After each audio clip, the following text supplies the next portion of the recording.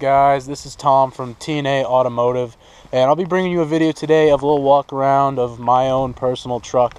We saw Andy's Jeep a few days ago, and I decided to do a video with my truck too to show you guys what I put into it and give you any ideas if you guys have a Ram yourself or if you're even considering purchasing one. I bought this thing. It's a 2006 Dodge Ram 1500 with the 5.7 liter HEMI, and this has been a great vehicle. I highly recommend this thing. Alright guys, so first thing I want to talk about is the lift kit. This is a 2.5 inch lift level rough country suspension kit. It's super simple to put in if you got the right tools and you somewhat know what you're doing. Also, just look up YouTube videos. But literally all this is a 2.5 inch lift spacer that goes on top of the front struts and a 2-inch block that goes into the leaf springs in the back. And this kit also comes with 2 rear shocks that are extended for the 2-inch lift. When it comes to comparing them to an old stock shock, they're a lot better, but they're still not the top of the line, so maybe spending the extra money for a nice shock is a smart move. So the tires this thing sits on, they're Atturo Trailblade XT tires, so they're just a little more aggressive than an all-terrain, but they are not like a mud terrain. They're not super crazy with the tread pattern. But what I like about them is they got a nice sidewall. They have a pretty aggressive for like crawling up stuff. They do really well in the mud, trails, dirt, anything. I haven't tested them in snow yet. I might do a video in the future kind of addressing that and how well they do after this winter. I'm up here in Vermont, so it'll definitely be a good test. But if they pass a snow test, I would definitely recommend these tires 10 out of 10 times. Only problem with them is they hum a little bit, but like personally, I like the sound. Other people, if you are on the highway a ton, it might annoy you. But if you have somewhat of a new vehicle that has any kind of sound dampening in it, really it's not that big of a deal unless your windows are down.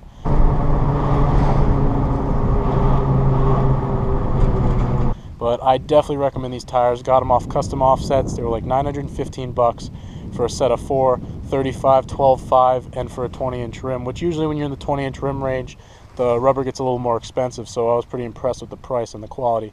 Also, these are a Load E sidewall, so they're pretty thick. They're not gonna, you don't have to worry about hitting them on and popping them on things, which is really nice because I don't have a 5th spare that's this size, so I really trust these things, and probably still need to get a spare, but you know, we're on a budget here, so it's whatever. So what these things sit on, they're pretty much on the stock 20-inch rims that came with this. The reason that my tires do poke out is I have a 2-inch wheel spacer.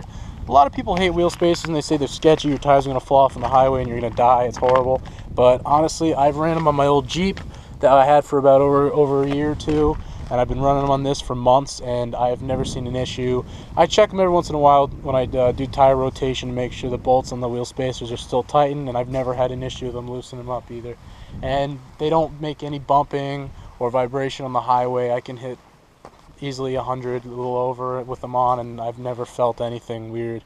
So I definitely suggest just painting your stock rims if you're worried about budget, because rims can get wicked expensive and you don't want to buy cheap aftermarket rims. That's just not smart. So painting rims and just waiting to be able to save up for a nice pair like Fuels or Anthem rims is a good move. But I definitely like these. But stopping this vehicle, we got some aftermarket brakes I bought off Amazon. The rotors and brake pads on this thing were absolutely shot, so just a couple weeks ago I replaced those. Also painted my calipers white, if you can see here.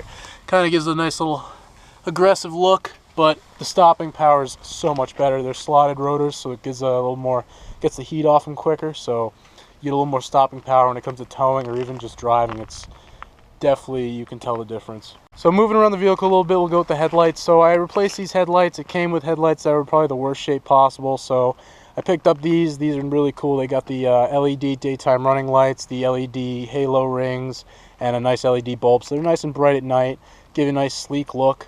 Also, I threw a pair of pod LEDs in the fog light slots because it did not come with a set of fog lights on it, but it did have the factory wiring, so I just hooked them right up to that, which is really nice. Also, we got in the back, I didn't put them in, but the truck came with aftermarket LED taillights, which I didn't like because they were straight chrome, so I ended up just throwing a little layer of plastic up over here. Don't judge me. But the plastic just gives it a nice tint look, but I'm going to probably tint them like professionally at some point when I have the time. So besides the taillights, I got reverse lights, which are not hooked to my reverse lights on the taillights. They're on a switch just because they're up high, and that's a 6-inch LED bar on pretty much each side, so I don't want to absolutely burn the corneas out of someone's head when I turn them on. so I can kind of manage it with the switch, which is nice. Future video, I'm going to be putting a pair of flush mounted cubes in the bumper, if anyone's interested in how to do that, and those will be wired to the reverse lights, so they will turn on automatically. Also, there's a LED strip in here. It's like I guess it'd be my fourth brake light now. So that thing lights up, and it has blinker, brake light, and reverse light on it. So you see here, I got turned on the hazard so you could see the brake strip, but that thing's just nice because it just gives you a little more visual when you're braking and stuff. Some idiot's not going to run into the back of you and destroy your truck, which is never a fun time. Nothing worse than getting hit by someone. But also, we put into this thing, I've got a reverse camera that's wired right to my radio. You can see, if you go on our channel, there's another video of me installing that radio. It's a double DIN touchscreen radio, if you're interested in one of those. Also made this custom D-ring mount, just a 30-ton D-ring, and I bought a zero drop hitch and just got the ball taken off of it. Kind of like it came with that hook too, so I don't know, it's kind of cool. But give a little walk around, show you the LED lights. You can see the cubes are on and the 42-inch LED bar. Definitely a game changer at night, this LED bar. It is super freaking bright. Got it off Amazon. It was like 60 bucks. It was a bargain.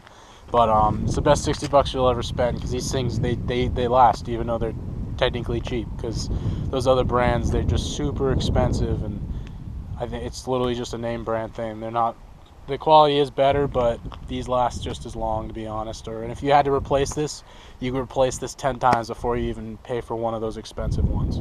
One of the sketchier things I've ever done was probably putting in these cab lights. I was a big fan of the look of them. It's kind of more of a 2500 look, but I've seen them on these, and I bought a kit, and probably one of the best decisions I ever made. I got the tinted ones too. They're tinted, and they don't have the traditional orange. It's actually a white LED bulb inside of them, so it looks really good with the when I have my white LED fogs and the daytime running lights on the headlights on. It really just goes well really together. So that was probably, you just got to be careful doing that, because you're putting holes in your roof, so you got to really get the silicone in there, and you got to clog all those holes up, or else you're going to have some drainage issues going right into your cab, which no one likes that. Also added, it's just a 50 caliber antenna. I really don't use the radio, so I don't really care that it's shorter and doesn't give us good reception, but I mean, it looks pretty cool, you know, why not? Another thing this truck came with that I didn't put on it was its dual exhaust. I'm a huge fan of it. It's really loud and throaty, but I'm probably going to change this up a little bit this summer, just because it's not in the best shape. Whoever put it in didn't really do the right precautions for keeping it from rusting and stuff. And with the salt up here, it didn't last very well. So we're probably going to be doing either keeping the duals, but we're going to make probably bigger tubing, go up to a 3-inch tubing with a much more throatier muffler on it. So this thing's probably going to get a lot louder next summer, which would be sweet.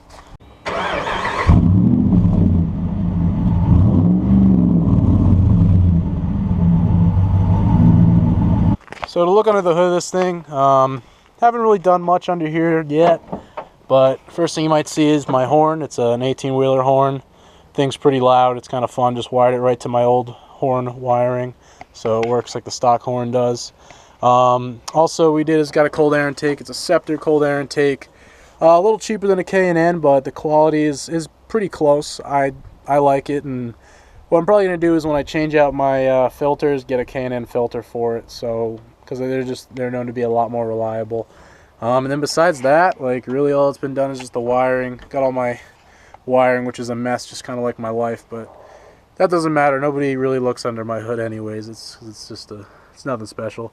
Also, special mod is these super awesome hood pistons that sometimes work when it's cold out. They don't really stay up, so it falls right down. Took that in the middle of the back one day. Feels like a bitch, but you know, it's not bad. We got a CB radio. You can see the antenna. It's a 4-foot antenna. Got a CB radio so I can talk to all the boys when we're going wheeling around the woods. Also want to talk about these mirrors. These mirrors were a great purchase I got. Pretty much it's a towing mirror that traditionally, you know, the moose mirrors that flip up. I tow a boat every once in a while, so having to be able to flip them up and get them a little further out of the truck is nice, just so you can see what you're doing and not hit things, obviously.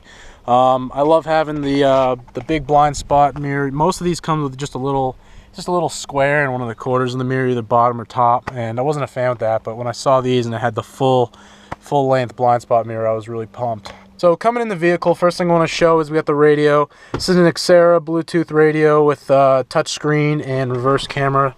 Showed you the reverse camera earlier, and if you look on my channel, there's actually a video of me installing this. So if you can see, I'll shift in reverse, and you can see your tow hitch perfectly. It makes it a lot easier backing up to trailers, backing around parking lots that are tight, especially such a big vehicle like this. But that was probably the best purchase I put in this thing so far. I mean, every purchase is a good purchase for a truck, but you know, this is a game changer. So I got my switches right here. These things turn on my reverse lights, my 42-inch LED bar, and this one's wired, but I don't have any lights or anything on that yet, but that's soon to come. But right next to that, we have the CB radio. You can see that pretty much just wires right to the battery and the antenna. So to go along with the radio, in the back we have a 10-inch subwoofer. You can see right here is my control switch, so I control the amount of bass I'm getting. And this is mounted right here underneath the rear seat. So I got the kicker, subwoofer, and a dub amp. This is the exact same amp and subwoofer that Andy has in his Jeep. I hope this gives you guys some ideas if you guys have trucks about other ways to mount these things. This is pretty much just a countertop I used, and I just bolted it with the seat bolts that holds the whole seat down, and then just metal tapped it into the frame. But this thing, it really bumps. It's a lot of fun to. Definitely brings the quality of music up. Got this off of Crutchfield Audios as well. They're really great with speakers, subs, radios, you name it, and they'll help you with stuff that'll fit your truck perfectly or your vehicle, whatever it is. Hey guys, that's about it for this video. I hope you enjoyed and I gave you any good ideas that you could put on your own Ram, truck, Jeep, Prius, moped, whatever you have, with just some nice, affordable, but game-changing modifications that will definitely make your driving experience a little more fun than normal. But if you guys got any questions, throw it in the comments. Any video ideas, let me know. I'd be definitely willing to mess around with that stuff a little bit. I hope you guys have a great day and stay tuned for our next video.